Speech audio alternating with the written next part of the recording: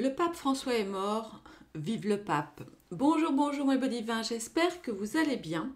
En ce lundi de Pâques, lundi 20 avril, qui effectivement est une journée vraiment particulière puisque le pape François vient de décéder. Alors j'ai envie de vous dire sans grande surprise, il avait 88 ans, on savait qu'il était très malade et malgré ce petit semi-sursaut hier et dans les jours précédents notre belle Pâques, eh bien il a visiblement fermé les yeux ce matin très tôt.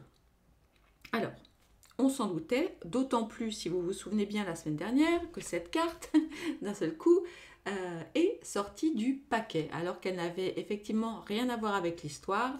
Divine Actu avait un petit message concernant le Vatican, voilà. Merci au Divine Actu.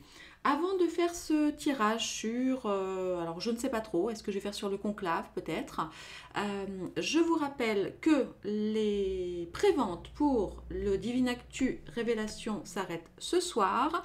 Mes abonnés, vous avez reçu, enfin pas tous mes abonnés, mais en tout cas vous qui êtes abonnés à ma newsletter, vous avez été informés. Merci déjà aux divins et aux divines qui ont passé la précommande de cet oracle qui donc vous sera livré visiblement fin mai, plutôt vers le 25 parce que c'est vrai qu'il y a beaucoup de ponts sur ce mois-ci, donc l'imprimeur est un petit peu charrette. Voilà, donc je vous félicite. C'est la toute dernière impression. Je vous ai expliqué plein de fois pourquoi. Voilà, donc ça devient collector. Le Divine Actu 1 Révélation. Le 2 pour ceux qui ont eu la bonne idée aussi de le commander. Celui-ci, il m'en reste quelques-uns. Donc c'est le moment parce qu'après c'est finito. Sur le Divine Actu, on passe à d'autres choses. Je vous en reparlerai plus tard. Voilà. Donc ça c'est dit. Je remets les liens.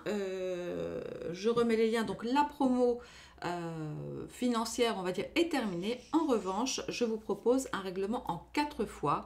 Comme ça, c'est tout doux. On étale ça tranquillement sur 4 mois. Voilà, ça vous facilite, je pense, votre prise de décision. Je sais que vous êtes nombreux à avoir envie de l'avoir et vous faites bien parce qu'il devient collector. et voilà. Allez, maintenant que j'ai dit ça, on va ranger mes petites boîtes du Divine Actu et on va... Attendez, j'ai Nuggets qui est en très grande forme. Nuggets, silence. Ah là là, qu'est-ce que c'est ça? C'est ma souris, c'est moche. Attendez, je vais la pousser. Hop, voilà. Bon, la voilà aussi. Bon. Allez. Alors, avant de commencer le tirage, je suis allée un petit peu regarder. J'ai pris mes notes, c'est très moche. Je suis allée prendre quelques notes pour vous expliquer, voilà, si jamais... Attendez, je vais vraiment fermer la porte parce que petit pigeon, enfin, c'est une perruche, ma petite perruche est très bavarde, j'arrive. Alors, bon, ça devrait aller un petit peu mieux. Donc, je vous le disais, je suis allée un petit peu regarder pour vous faire un petit, un petit résumé. Et on va parler juste de 2-3 infos. D'abord, et je vous invite, avant de commencer, tout de suite, le petit commentaire et le petit pouce, c'est hyper important. Voilà, donc merci beaucoup. Et j'ai une petite question pour vous et je vais vous laisser quelques secondes, c'est pareil, pour mettre vos réponses dans les commentaires. Savez-vous ce que signifie conclave? Voilà. Savez-vous, connaissez-vous l'origine de ce mot conclave? Qu'est-ce qu'un conclave? Allez, je vous laisse quelques petites secondes pour mettre votre définition, ou en tout cas vos informations dans les commentaires. Et ça y est? Ok, on y va. Alors, conclave, ça vient du latin cum clave et en fait c'est ce qui explique effectivement que les cardinaux pour l'élection du pape soient enfermés donc à double tour si vous voulez. Alors le conclave, donc ça c'est une vieille tradition qui a plusieurs, je crois qui remonte à l'an 1000 ou un truc comme ça. Et donc pour information, les cardinaux donc, qui vont voter pour élire leur nouveau pape vont être enfermés entre 15 jours à 3 semaines, puisque normalement le conclave, ça doit être minimum 15 jours, maximum 3 semaines, et ils vont voter plusieurs fois par jour. Voilà, les petits papiers étant brûlés après avoir été lus. Et puis voilà, au fur et à mesure, jusqu'au moment où on doit avoir le nom d'un cardinal élu aux 2/3 minimum. Et à partir de ce moment-là, il y aura, comme vous le savez, une fumée blanche qui sortira du Vatican et le fameux Habeus Papam, donc qui veut dire nous avons un pape, et qui a priori sera annoncé par le cardinal Mamberti, qui est un Français. Et oui, qui est un Français. Et c'est lui donc qui devrait nous annoncer le prochain pape. Alors, ce qu'il faut savoir, c'est que aujourd'hui, enfin en tout cas pour le conclave à venir, il y a 137 candidats. Ces candidats, donc sur les 252, on va dire prétendants au titre, entre guillemets, mais seuls 137 peuvent participer parce qu'ils doivent impérativement avoir moins de 80 ans. Il faut aussi savoir que les 2/3 des cardinaux qui vont voter ont été nominés, désignés par le pape François. Et que parmi ceux-là, nous avons 5 Français. Nous avons notre Marseillais Jean-Marc Aveline, il y a aussi Bustillo le Corse, donc Mamberti dont je viens de vous parler, le cardinal Pierre et le cardinal Barbarin qui, bon, lui, est un petit peu en retrait, je pense, pour non-dénonciation de faits pas terribles, quoi. On aurait pu avoir aussi Jean-Pierre Ricard, mais non seulement il a été accusé de violence sur mineurs, mais en plus de ça, il va avoir 80 ans là. Donc ça ne pourra pas marcher et bah, c'est tant mieux. Voilà, donc évidemment, Avelin le Marseillais fait partie des quelques favoris. Alors il faut savoir qu'il est, lui, pro-immigration. Il y a aussi 3 autres Italiens, Parolin, qui apparaît un peu comme le numéro 2 au Vatican, un homme assez discret. Puis Matteo Zuppi, qui lui est pro-migrant et pro-cause homosexuelle, il a 69 ans. Pierre Battista Pizzaballa, alors lui, je trouve ça intéressant comme position, c'est le patriarche latin de Jérusalem. Il est intervenu beaucoup au niveau des chrétiens de Gaza, hein, comme vous le savez, mais malheureusement, il est considéré presque comme trop jeune parce qu'il n'a que 59 ans. Et oui, c'est très jeune, 59 ans, et en même temps 80, c'est trop vieux. Bon, bah écoutez, voilà. Donc les autres ont plutôt 65, 70, voilà. Il y a aussi un Suédois de 75 ans qui s'appelle Arboregus, c'est assez rigolo. Et un des seuls opposants, entre guillemets, au pape François, c'est Müller, un Allemand qui, lui, voilà, n'était pas très pour le côté moderne du pape François. Et bien sûr, nous avions avant, vous savez, on va beaucoup chercher du côté de l'Afrique, etc. Il y avait Robert Sarah, qui lui était un super conservateur, anti-mariage homosexuel, pro-célibat des prêtres, etc. Donc de Nouvelle-Guinée. Mais bon, là, il va avoir 80 ans et je crois qu'il est reparti à Conakry. Et voilà. Bon, alors maintenant que je vous ai expliqué tout ça, 8 minutes, vous allez râler. Non, non, j'espère que vous ne râlez pas, j'espère que ce que je vous dis vous intéresse. Donc on dit, voilà, 5 Français, 17 Italiens, mais bon, ce qu'il faut surtout noter, c'est qu'ils sont, pour les 2/3, ils ont été élus par le pape François, donc on imagine plutôt comme lui, plutôt progressiste, mondialiste, immigrationniste, et voilà, alors après, bon, écoutez, je vais tâcher de rester neutre. Voilà. On va faire ça avec le Béline Galactique. Alors, il n'y en a plus. Donc, je ne sais pas si je vais faire une réimpression. Je vous mettrai le lien pour que vous préinscriviez à la liste. Et puis, si jamais je me décide, il faudra faire vite. Voilà. Et sauter sur l'occasion. Voilà. Allez, on y va. Allez, le conclave. Allez, la situation.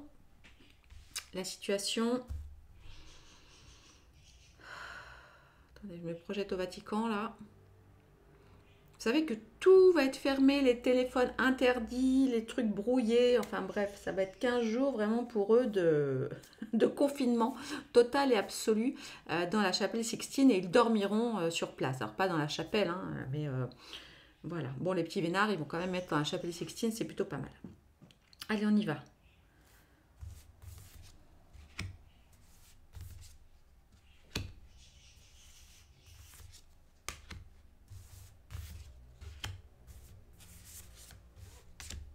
Voilà. Alors, ce conclave. Ah, peut-être un petit chahut. Nous avons ici la carte de l'inconstance avec beaucoup de doutes, d'instabilité, d'hésitation. Intéressant, intéressant, intéressant. Donc on verra. Hein. Ah bah. Ah, les cartes ne manquent pas, ne mentent pas. Oula, ça va être compliqué. Oula là là là là là. Waouh, bon, alors là, attention. Hein. Un conclave compliqué, mais beau divin. Regardez, regardez les cartes. Nous avons, regardez, donc déjà comme je vous le disais, nous avons la carte de l'inconstance hein, qui prévoit des choses, comment dire, beaucoup d'hésitation. Alors on est, alors c'est très drôle, hein, c'est qu'on est vraiment, voilà, c'est dingo ça. On va être surpris, hein, on va être surpris, regardez bien. Là, c'est incroyable, c'est la carte du cloître qui nous parle de la situation actuelle. Alors oui, c'est vrai. Donc par rapport au conclave, je vous confirme, donc on est bien donc, sur le cloître, donc au Vatican, d'accord? Isolement, réflexion, d'accord? Et repli sur soi. Mais donc ça, c'est obligé puisqu'ils sont, comme je vous le disais, complètement ultra confinés entre eux. Donc la situation actuelle, elle est bien là. D'accord? Maintenant, au niveau des difficultés, eh bien, on voit que ça ne va pas aller tout seul puisque nous avons la carte de la réussite en contre. Donc là, ça nous indique quand même, je vous dis d'autant plus qu'on a l'inconstance ici, qu'ils risquent, donc les cardinaux, risquent d'avoir grand mal à sortir le nom du prochain pape. C'est ce qu'on voit ici. Excusez-moi, j'ai ma chaise qui descend. Ah voilà. Au niveau des énergies en présence, on voit beaucoup d'échanges avec la carte du trafic. Ouais, là, je regardais s'il y avait d'autres cartes saturniennes. Alors non, non, non. Mais bon. Ok, on a évidemment la carte saturnienne ici qui indique aussi évidemment que ça va prendre du temps. Je vous l'ai dit, la constance, le cloître, la réussite en contre, ça va être compliqué. Ça va être compliqué parce que ce qui va aussi se mettre en contre, enfin qui va mettre de la difficulté dans l'élection de ce nouveau pape, eh bien c'est peut-être, alors c'est drôle, évidemment la couronne de laurier me fait penser à Jules César, à un Italien.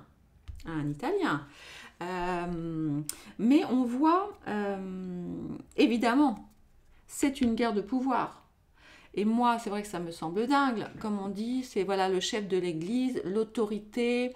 Je ne sais plus quel mot, là, j'ai vu passer tout à l'heure dans un article. Et je me suis dit, non, mais c'est pas vrai, quoi. Même dans la religion, on a encore un dirigeant. Enfin, moi, dites-moi ce que vous en pensez. Ça me paraît complètement dingue. Les termes utilisés, vous voyez, après qu'il y ait voilà, un guide, etc. Mais quand on pense au Vatican, quand on pense aux milliards, c'est l'État, je crois, le plus riche du monde, hein, il me semble, enfin, arrêtez-moi si j'ai une bêtise, c'est complètement dingue. Alors c'est vrai que c'est un trésor.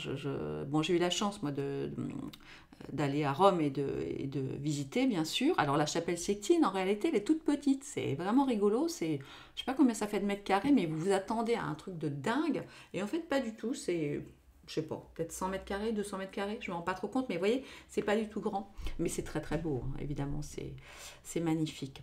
Bref, ce que je vous disais, ce qui va aller en contre, oui. Donc là, on peut avoir une histoire d'italien, hein, c'est une possibilité. Bien sûr, quand je vois cette couronne de laurier, mais évidemment, gros enjeux de pouvoir.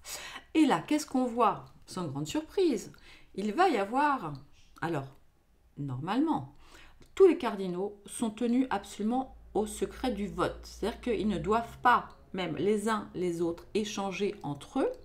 Donc évidemment, ils n'ont pas le droit de voter pour eux-mêmes, hein, bien sûr. Et là, ça va être compliqué. Il n'est pas impossible, vous voyez, qu'on apprenne, en plus ça, comme on a la nouvelle là, et les ennemis, il se peut qu'il y ait une fuite pendant le conclave.